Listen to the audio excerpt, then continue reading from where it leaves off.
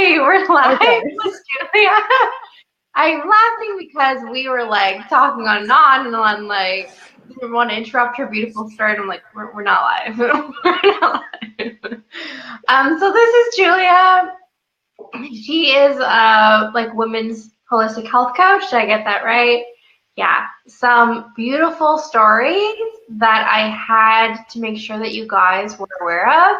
So we're live on the Align Pretzel community. Welcome. If you're watching the replay, just comment and let us know replay.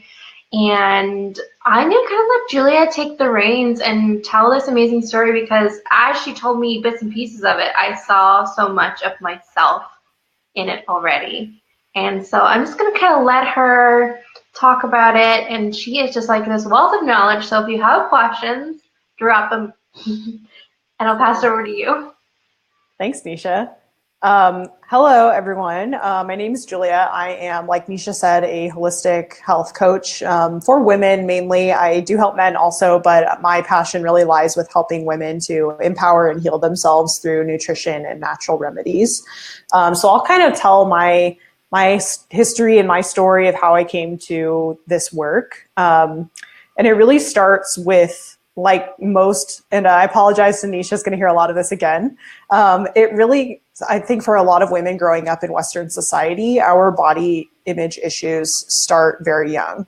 And for me, that was definitely the case. I remember watching my mom get dressed and I thought she was just so beautiful. And I would hear her complain about her body or call herself fat. And I thought that if my mom, who is the most direct reflection of me in my young life, right, thought that she was fat, then I had to. And that issue just got worse and worse as I got older. And I always thought in the back of my mind, like, oh, that person doesn't want to be my friend. It must be because I'm fat and I need to get skinnier, or those kinds of negative thoughts. And it was always tied to my appearance and being smaller. And that societal value was attached to how small I could be. So I had a really, really bad diet mentality that was attached to me my whole life, but it really started to get intense in my teenage years. And it got worse as I got older.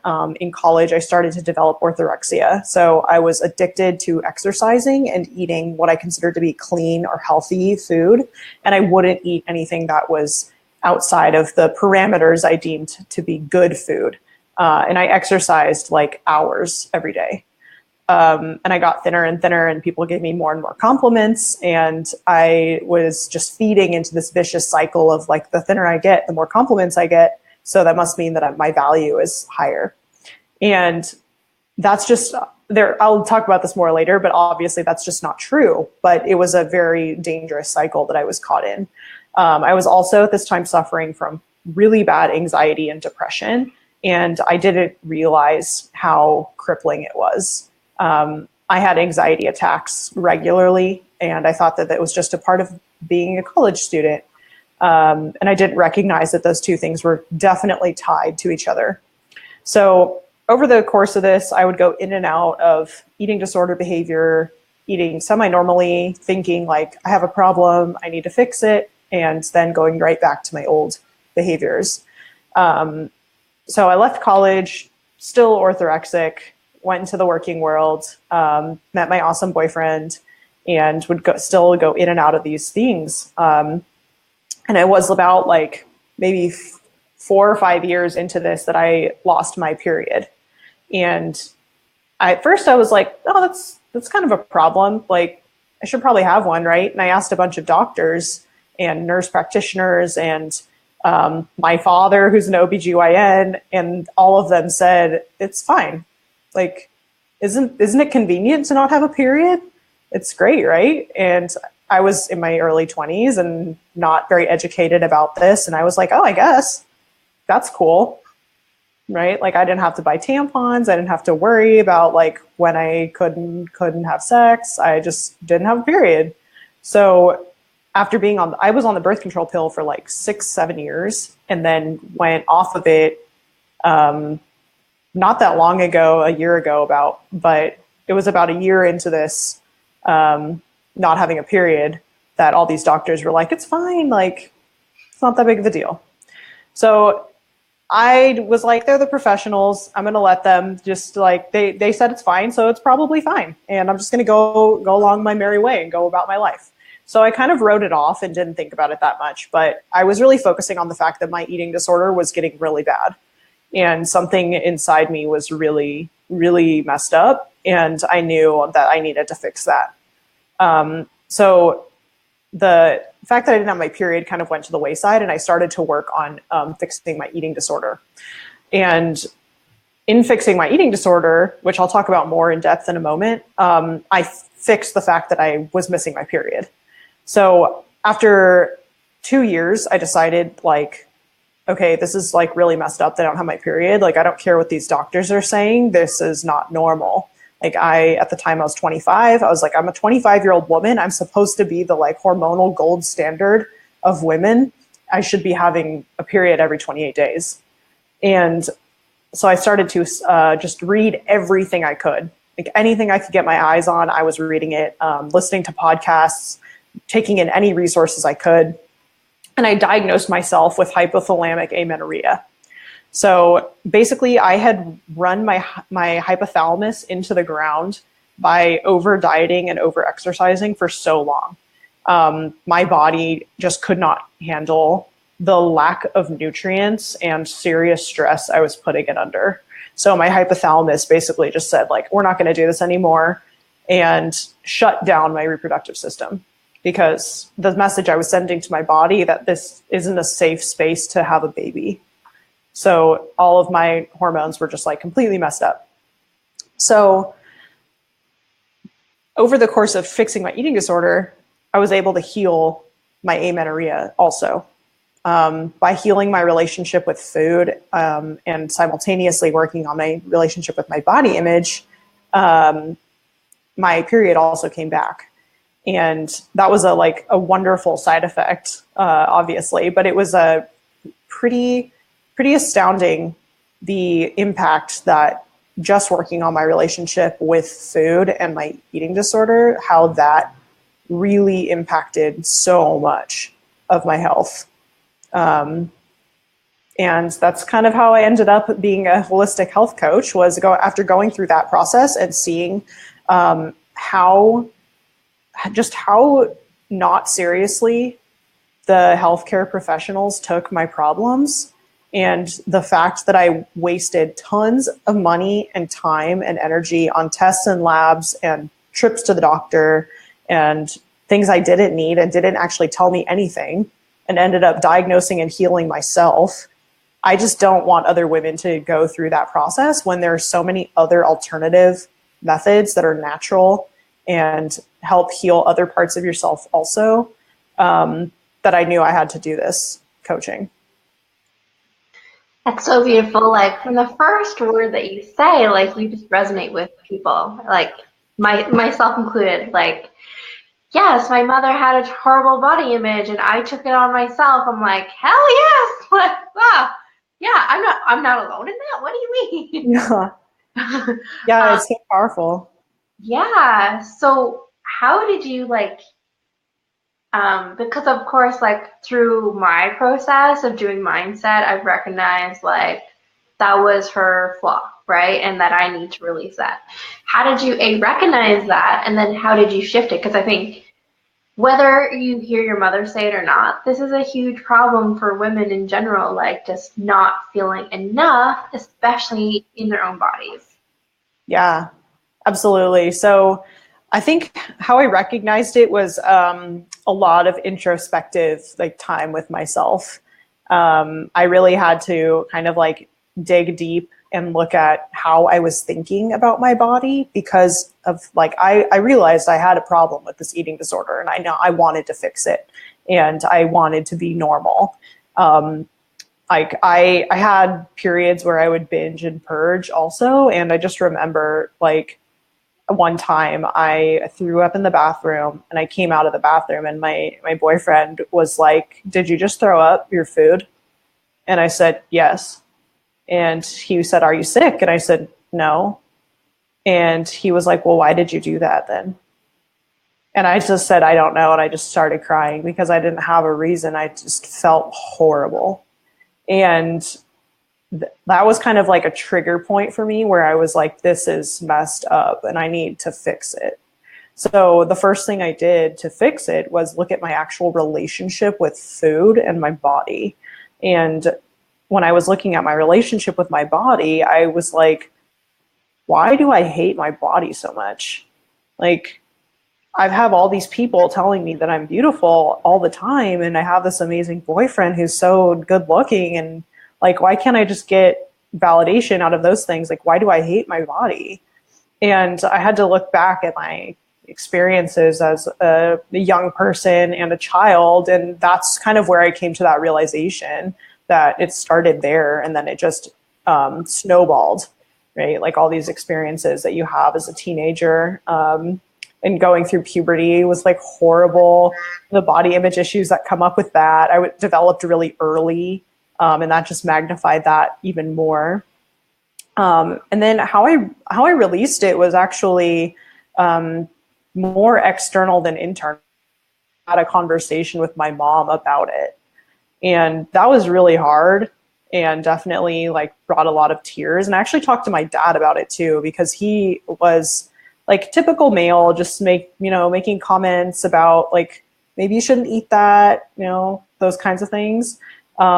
Totally out of compassion, because like he didn't want, like, it's hard to be like a chubby girl, and he just didn't want me to like go through that kind of pain. So I where he was coming from, but I had to tell him like, hey, that hurt me that you said those things. And he apologized, but having that conversation with my mom was really, really deep, because I got to the root of like how her mom instilled an image of body in her and where her internal pain came from.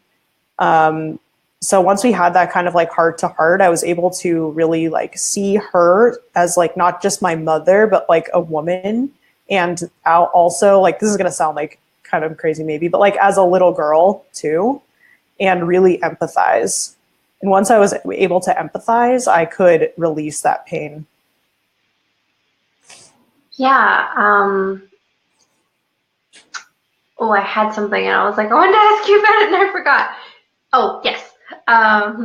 That's really funny that you noticed that, because I talk about wounds being in the womb, for example, and they're like transgenerational, like you don't even experience them, but like they're handed down to you, right? And so it's so interesting that you see the same patterns, because it's true, like until we sit and deal with it, we're just like passed down from generation, generation, generation. It just keeps continuing and flowing until you like put that brick wall there and be like, nope, no more. Yeah, absolutely.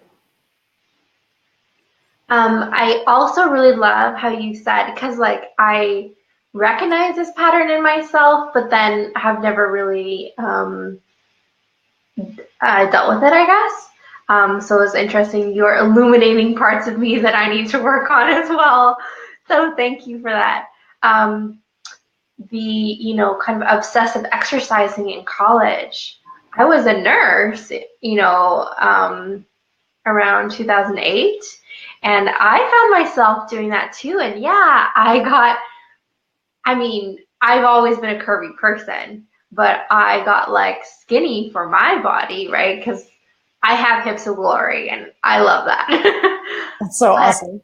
so many compliments, right? Like, what are you doing? Oh my gosh, you look so good. Like, and feeling like I could wear whatever I wanted.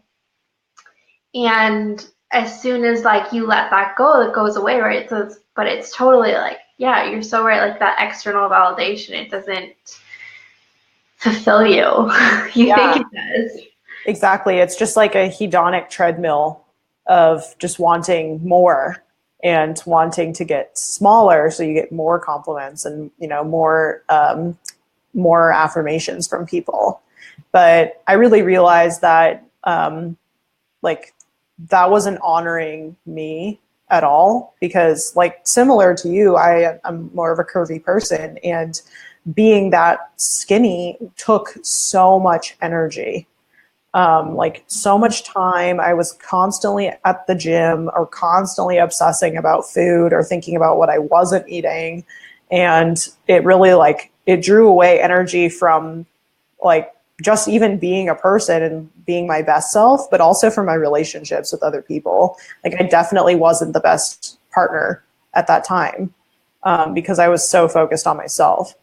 And I, through my work, like trying to heal my relationship with my body, I really realized that like eating and eating healthy food and listening to my body was true self love. And once I was able to kind of honor that need that my body has, I was really like, I was way more at peace with the size that my body is meant to be. Yeah, that's so beautiful. I remember like being on the treadmill or the elliptical and like randomly getting nosebleeds. And I'm like, why am I getting nosebleeds? Like this is so silly, and like not accessing that like your body is trying to speak to you and telling you don't do this. Yeah, absolutely. My experience with my this is a symptom of hypothalamic amenorrhea as well. My hair was falling out in huge clumps, and I had like I've always had very thick, like my mom calls it the island hair. Like it's big, it's thinner now because of this experience, but it used to be like thick and full and long and just very very intense, and it started falling out in huge clumps. And I would just like I would shower and just like pull like a handful of hair. And that was another trigger point where I was like, oh my God, this is not good. Like my body is trying to tell me something. It does not like this. Totally. Can you tell us a little bit more, because you know I'm all about the periods lately. Same girl. About the your experience with the periods, like how did it feel to be like, why is my body stopping its natural cycles? But okay, well my dad's a doctor and he says it's okay, and every other doctor and nurse practitioner says it's okay. So how did that feel to be like, well my body's doing this but everybody else says don't worry about it? Yeah. At first, it was really like numb, I think. I was totally removed from it. I was so focused at the time about just like getting thinner and being so absorbed in my diet and exercise that I wasn't even thinking about it. So I just completely wrote it off and felt nothing about it. But as I started to get like more in touch with the fact that I needed to heal this relationship with my body and food, it started to feel really disconnected. I could recognize that there were basic functions that my body wasn't doing, and now in retrospect, that's because my hypothalamus had just shut down, and it wasn't responding to anything. But at the time, I was like, "This isn't normal. This feels weird." It was super disconnected. I felt honestly like if I could give like a metaphor, it's like, and I'm like touching my stomach right now. It was like it was. I imagine that it felt like what it feels when someone finds out that they cannot have a baby. Mm. Like I felt like there was nothing there.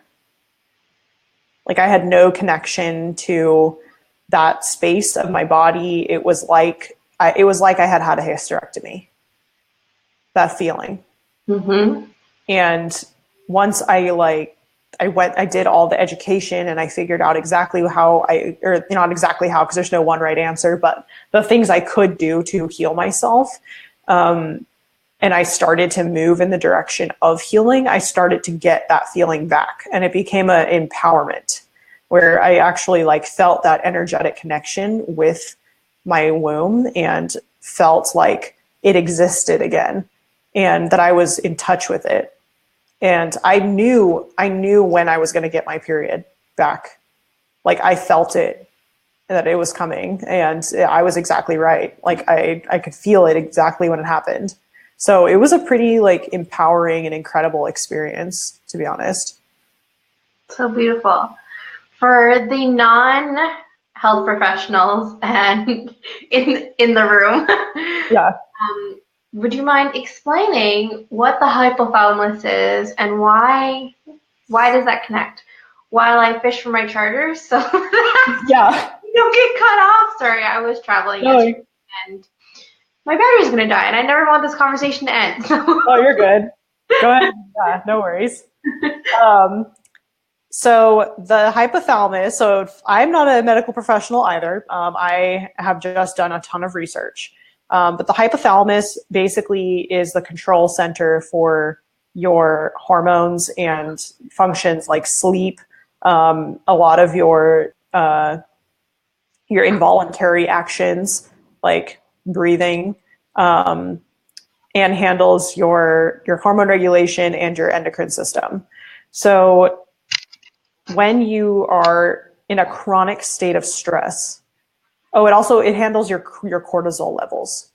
So when you're in a chronic state of stress, which over dieting and over exercising will do, because it puts your body into a starvation mode, essentially, your hypothalamus jacks up your cortisol, and your body jacks up your cortisol, and your hypothalamus responds to that by shutting down your hormonal production, because you've told your body that this isn't a safe environment. So the stress level basically tells your body, okay, shut everything down because this isn't safe. We can't have a baby in this environment.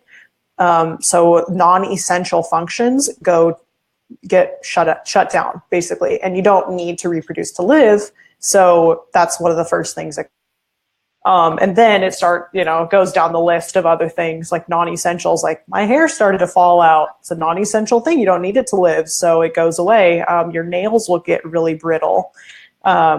Anything that like isn't absolute essential for you to survive will start to get destroyed or shut down when you have hypothalamic dysfunction. And that's what happened to me. Totally. If it's not your heart, your lungs, pretty much like I was a nurse for 9 years. I've seen this in like organ failure and people dying. Like it's the same, right? Like your body's just shutting down organ by organ until there's only the essentials left. Yeah, exactly.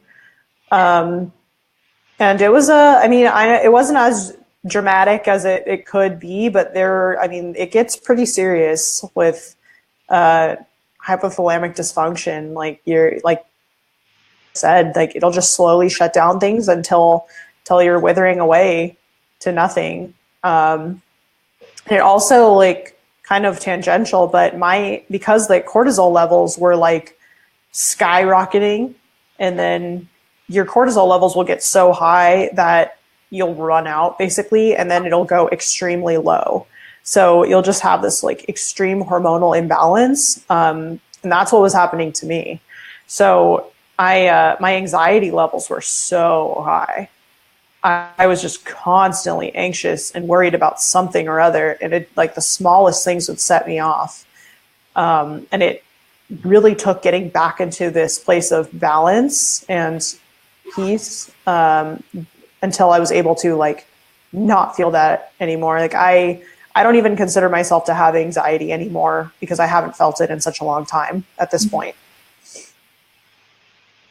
And then so I'm guessing when your cycle came back, was it like really erratic? So interestingly, no, it came back, and it was 4 days and pretty steady. And then ever since then, it's come back every 28 days, and it's been 4 days long and steady and not like overly heavy or anything like that. And it's with the new moon, so it's coming up. Leah knows I'm all about like, which moon do you bleed with? Yeah, it was so interesting when I learned about that, and it totally makes sense. Right? Yeah. So I think that was actually really interesting because I was expecting it to be really heavy and intense, and after not having one for 2 years, I thought that for sure it would be like crazy erratic. But I think it just goes to show that because I was putting so much like effort into being balanced and taking a holistic approach, my body was responding to that accordingly. And it was like, okay, it's all good. Like we can just be normal. And we're like I did not expect to have a 28-day cycle. I never had that. So just being like so in tune with my body's needs, I think it has responded. Mhm. This is what's so beautiful. I say this frequently that, we have this inner GPS system, which is your cycle, right? To tell you like when something is awry. And Yeah. in this case, like it's just so true. Like, and then as soon as you're like, okay, I'm listening, I'm doing the things, Yeah. there it comes. Like that's just like it just touches me to hear that because I'm like, yes, somebody else knows it's real. Yeah. It's so real. Um, I want to touch briefly on the like listening to your body thing because I think it's something that I think gets thrown around, but it's so hard to do. And I think like in modern society, we've really lost touch with how to actually do it. And you hear all the time people say like, listen to your body. But like, what does that mean? Right. So, um, Guilty. yeah, exactly. Like I do it too. I say it all the time, but I'm never like, okay, this is how I did it, right? I'll talk a little bit about how I actually did it. Um, so for many people, for me at least, when I was deep into my eating, you've been rejecting your body's signals for years. So oftentimes, and most of us have actually been rejecting our body's signals for years by, staying up too late, eating crappy food, working way too hard, like over exercising, not exercising enough. Like there's tons of ways that because of the way that we live in modern society, we just don't listen to our body signals. Pumping yourself So full of hormones and hating yeah, the cycle and wishing it wasn't here and putting foreign bodies in our bodies to try to make things better. right, exactly right. So like taking birth control pills, like all of those horrible things.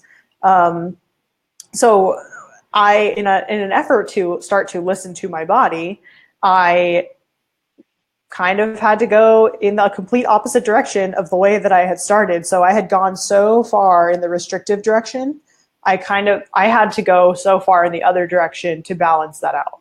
So when you've been dieting or restricting for a long, long period of time, you have basically no hunger and fullness. You have no fullness signals. So your body doesn't produce the hormone anymore that tells you you're full.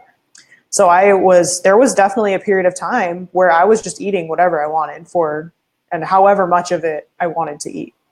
And not just like intuitive, just listen to your body, like stop when you're full. Like, no, I was not stopping when I was full. I was eating whatever I wanted. And that's pretty common with people who have been chronically dieting. When you release that to have like, they call it a binge period, but it's not a true binge. It's just overeating. So once I like went through that process, and I definitely gained weight, like that's part of the process too. I was able to have that yin and yang balance of having restricted so long and then overeaten for a period where I was able to finally like come to the center and listen to how much and what my body wanted from me. And I had to dramatically reduce the amount of exercise I was doing because I realized I was exhausted. And I had to look at what I was eating and how much, and eat until I was satisfied. And then if I still wanted to eat, I would still eat. Like, it seems simple, but when you've come from a history of ED and chronic dieting, it's like actually a hard thing to do. So those were like the first steps I took in listening. And then that still wasn't working. So I started taking a bunch of supplements that I'd be happy to talk about. Yeah, cool. So there's a lot of stuff out there that is ridiculous, but there's a lot of stuff out there that is really helpful for women's cycles and overall reproductive health that so many people don't know about. So the first one isn't really a supplement, but it's really important, and that is like eating a higher fat diet. So most people are still, because of the government regulations on food and like the recommended daily allowance of fat are scared of fat, and we're told like whole grains are healthy, eat low fat, blah blah blah. But fats are essential to our body function, and if you don't get enough fat, your body will start to shut itself down. So getting enough like good healthy fat in your diet is so crucial to having a healthy reproductive system. And it doesn't have to be like animal fat. It can be coconut oil, avocado oil, nuts, seeds, like those, the omega-3s and 6s from those are so important. So I upped the fat in my diet like instantly. I just added like all the salmon and eggs and beef, and it was awesome. So that's so that's really important. Simple ones that I think everyone probably knows about, but are also really crucial is like I take a prenatal, even though I'm not planning on becoming pregnant, because it has a really good multivitamin profile and includes folic acid. I also take iron because most women are iron deficient, and we don't usually eat beef every single day. So it's important to supplement iron and vitamin D. And vitamin D is really interesting because most people just think of it as like, oh, you drink milk and you get vitamin D, or you go out in the sun. But vitamin D acts as a hormone in our body, and it contributes to a lot of our basic functions, immunity, skin health, reproductive health. And most people are deficient. The RDA of how much vitamin D we're supposed to have is really low. It's one of the most important supplements I recommend to anyone. The caveat is that you need to have fat with vitamin D, so make sure that if you get a vitamin D supplement, it has fat in it as well, so that you can absorb it correctly. So interesting. Like I didn't even know any of this, and we chatted a little bit about this. Also super interesting. I used to take a prenatal multivitamin because they're pink. Yeah. And everybody made fun of me. I've been taking them since college, and people have been making fun of me the whole time. And I'm like, whatever, look at my hair. It is so healthy.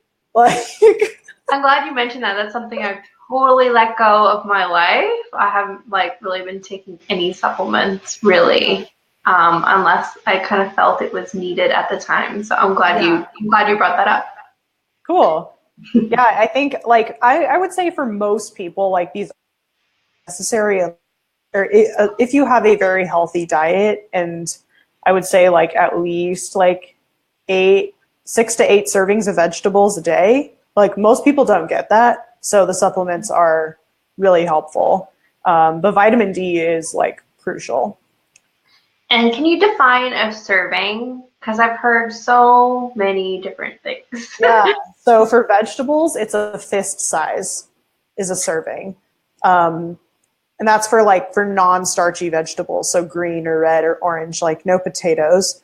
I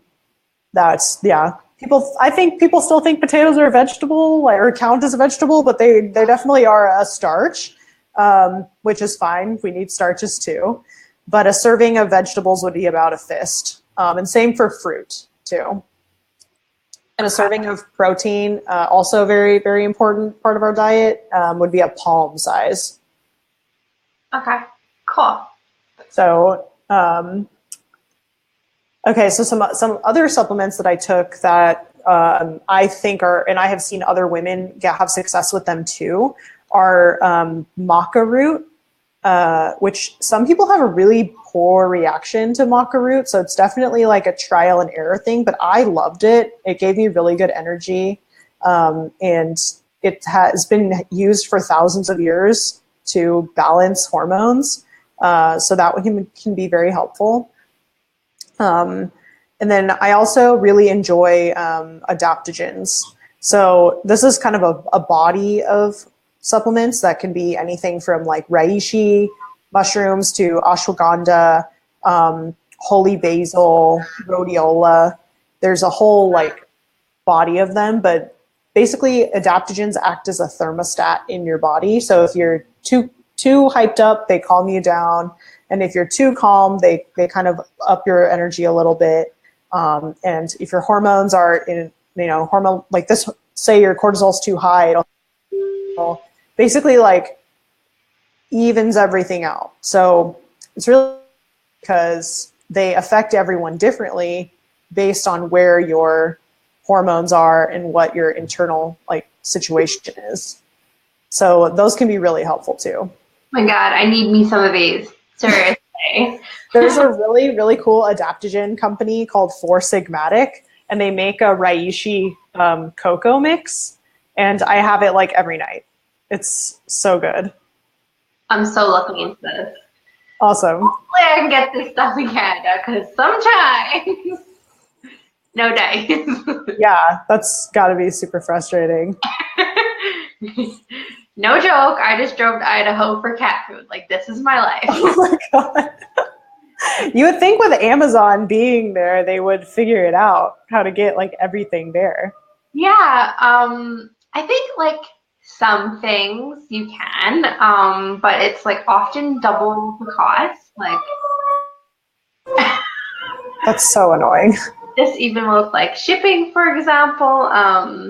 Yeah, so it's like I have a hybrid, so I'm like, nope, pop in the car and go. That's awesome. Yeah. Oh, and the other two things I was going to mention are flaxseed, really underrated source of fat and fiber, and it's just like really easy to add to food, and that can help balance your hormones also. And then two other things are getting enough sleep. So important for women. Like I know everyone says like you should sleep more, whatever. It's like way more important for women to get more sleep than it is for men. Our bodies have to do so much more work, and the hormone, like men are on a 24-hour hormone cycle, like 9 a.m. every day is the same for them, but our 9 a.m. today isn't going to be the same until 28 days from now. Yeah, we're cyclic and expansive, right? We are not linear at all. Right. Exactly. So there's just so much more work that goes into like our body just existing, that getting enough sleep to reset that and recover is so important. Cool. And one final thing that's was I think like may have been the kind of that was really helpful was avoiding things that have xenoestrogens in them. Have you heard of this? I have heard of xenoestrogens, but you know what? I don't know enough. Like I know they mimic estrogen in our body, right? Yeah. And so then our estrogen levels are too high. Right. But I couldn't tell you what they're in, for example, or how to know to even avoid them. Like, does it say xenoestrogen on your products? Like, yeah, it's a great question. So it will probably never say if it has xenoestrogen in it, but basically if it has pesticide, a plastic, or a sulfate, it most likely contains xenoestrogens. So like BPA, for example, which is now mostly not in plastic anymore, but is still used in like tin cans and stuff, that contains xenoestrogens. And pretty much every single pesticide has xenoestrogenic effects. So switching, like if it's possible, switching to like natural shampoos, organic food, or at least for like the dirty 30 foods, make sure like those are organic. did you say dirty 30? Yeah. What is So that? there's like this list of foods and vegetables that have permeable skins. So they're like the dirtiest fruits and vegetables because they get the most pesticides. Whereas like there's the clean 15 that have like no pesticides because their skin on them is so impermeable that pests can't get in. So they're fine if you buy those conventional, but the dirty 30 you should buy organic. Damn. Okay. I've never heard of this before. I'll post the like links to them in the community. Yeah. I was like, yeah, I know my birthday's coming, okay, but I'm trying not to think about it. Yeah. So I think those like switching to organic, like highly permeable fruits and veggies and avoiding plastic and sulfates, like I think that really helps. But again, like it's kind of like that like extra making sure all the other things are in line first. Totally. Um, because I have a bag of flax sitting on my counter and I don't know what to do with it. Yeah. I'm gonna use this time. Yeah. So like what I like to do with it is a couple things. Do you ever make like overnight oats? No, but I would love to be one of those people that does. I'm like, So oh, that looks so good. I'm gonna do that. Homemade chia pudding. I'm gonna do that. So fun fact: when you soak oats overnight, they actually digest much easier. So overnight oats are better for you to eat than regular oatmeal. Like so. But but I love to make them with the oats, and then I mix in a serving of flax, a serving of chia seeds, put in another fiber source called psyllium husks, and then it's like a small little serving of food, but and the chia and flax both like help with your digestion and both help balance your hormones. Something else you can do with flax that's really cool is replace eggs in a lot of baking recipes with a flax egg. So you mix 2 tablespoons of flax with 5 tablespoons of water and use that in place of the egg. So I can post up in the community too, like a paleo cookie recipe that has flaxseed instead of egg in it. And it's really good. Yeah, thank you. And then, so is it true with flax seeds, like if you're just putting in the whole seeds, your body doesn't actually digest? You put it in the food processor first. Yeah. So if you have the whole seed, process it. If you have a coffee grinder, that's even better because it can get it really, really fine. But a food processor should be fine. Okay. I can grind. Yeah. Yeah. Yeah. I also really love, we could do this forever, but I asked you when we set this up about detoxing because I was like, oh, I'm feeling so sluggish and my skin is breaking out again. And I'm sure that I just like need a detox. I was on the road for like a week. I'm sure I need to just flush my system, right? And I'm like, how do I do this? Like it's like a trend now to detox yourself, right?